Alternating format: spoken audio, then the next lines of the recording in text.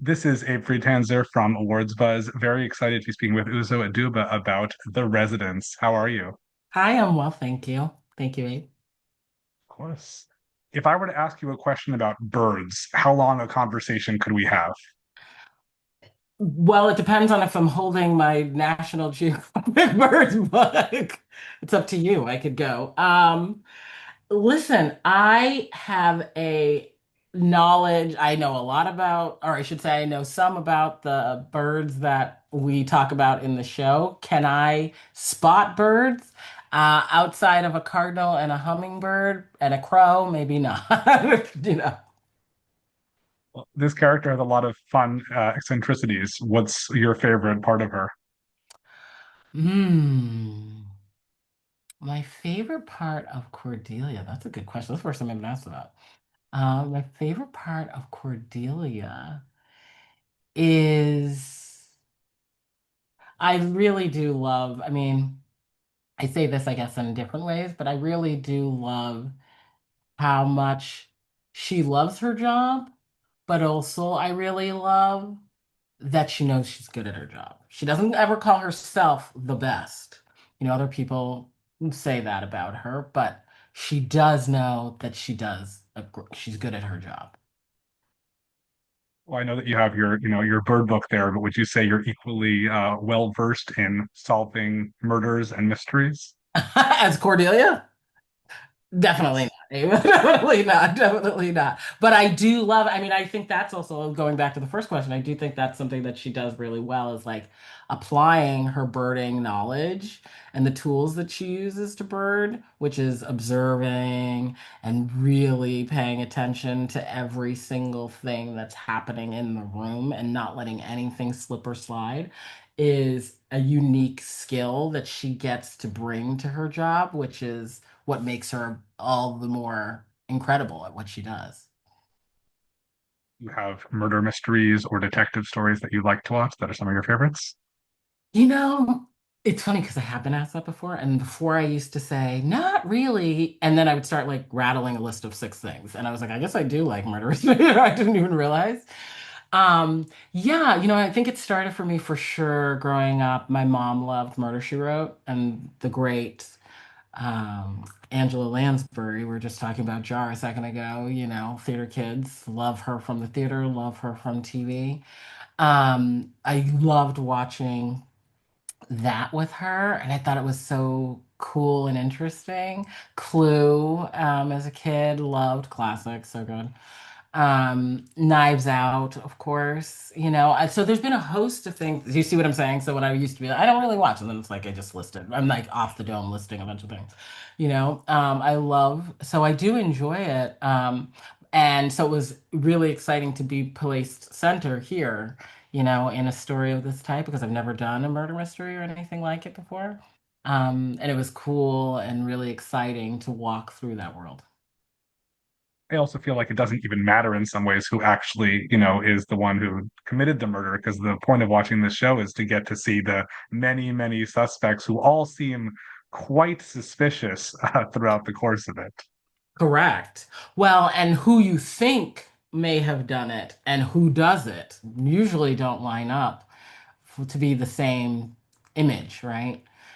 So it's kind of interesting to watch, the experience of following the person who's solving the murder mystery, but then also pulling apart all the things that make you feel like someone had a reason or may have done it, and then discovering at the end, the person who really did it. That's the thrill of it. You also mentioned Clue, and I feel like that's a great comparison for this show because there are so many different rooms. I imagine it's pretty trippy filming on a set or sets that are supposed to be like the many rooms of the White House. Oh my gosh, it is exactly that. And especially doing it at the scale that we did it. Our production designer, Francois, set designer, he is the absolute genius and did such, I mean, I wish you could have seen it. Like the work that he did was just really kind of impressive. The number of stages, I think we were on 10 stages or something. And he and his team, they built pretty much every single room to scale. So you really which was helpful in a way, you know, not only the level of detail that was imprinted from the wallpaper to the paintings and the books and the carpets to and the knickknacks, which are all over the White House, but also to it was helpful to feel the weight of the people's house. Step into a room and it really does feel quite magnificent, you know, when you come in there. Um, it helps to set a timbre, an energy, you know, a tone in the room. With all these suspects, you have so many great co-stars, and I feel like you get to interact with almost everybody. But is there anyone you feel like you really wanted to share scenes with that didn't happen despite you being the lead? So anybody I didn't share space with? No, I think I meet everyone that if even if it's just for a second. Um, oh well, no, I was gonna say the hearings, but I did go to the hearing. Who else? I'm trying to think. I don't think any scenes with Giancarlo, right? Well, I guess I would say more time with John. That's what I was gonna say. What I was saying was like even if it was for a second, I did in exchange like he's laying on the floor, but you know, for most, but and we had one little scene with the glasses towards the end. But I guess yes, he would be definitely first in terms of having more exchange. He's the only character who has a lot of work with other people, but it all predates my character's arrival, obviously. Well, I don't know if there are plans for a second season. I know there's no news yet, but is this something that you would want to return to? And if so, can't be at the White House again. What's the setting? Where do you want to be? This feels like college selection. Like, now I know what LeBron felt like. No, I I don't know is the answer to that question. Look, what I do know is that I loved the experience of working with Shondaland, Netflix, Paul William Davies, the world of Cordelia Cup. This is like my old political response, probably diplomatic response, you know. I and I know I loved playing this part. And the truth of the matter is, like, you know, setting everything aside, for me, every part that I play, I always imagine the characters still are living on. You know, when I say goodbye, I still think of where they are and what they might be doing. And even if we don't see Cordelia on a screen, I know she's out somewhere solving something somewhere. I know she's doing that. She's not somebody to stop. She loves what she does.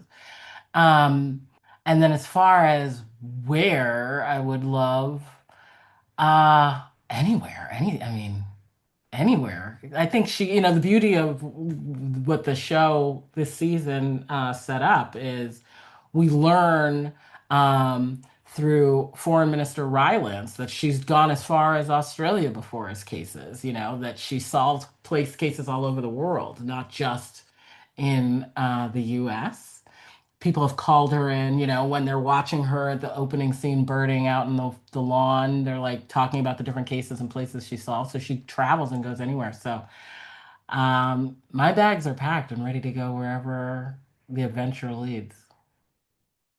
Well, I have had the chance to see you on some other great TV shows in the past. And I think one of the recent ones before this was In Treatment, and that's Oh, yeah. I think the polar opposite of this in a lot of ways because you get such focused, intense time with every single one of the co-stars, and I feel like that had to be a very different experience. But I also don't know what the future of that show is because that getting a fourth season in the first place was quite a surprise so many years later.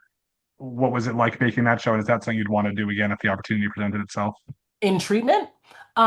Yeah. I mean, you know, when we did that show, it was I was told, and I think it's public knowledge that it was just a one and done sort of story, um, which was great, and I think it satisfied fulfilled that, you know.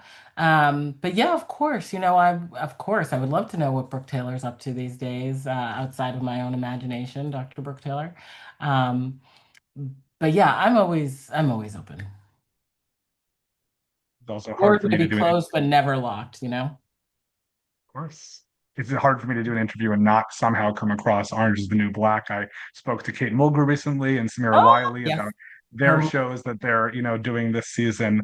And I feel like, that was your, bless you, Thank you. your, big breakout role. How much do you think that that part sort of shaped the rest of your career?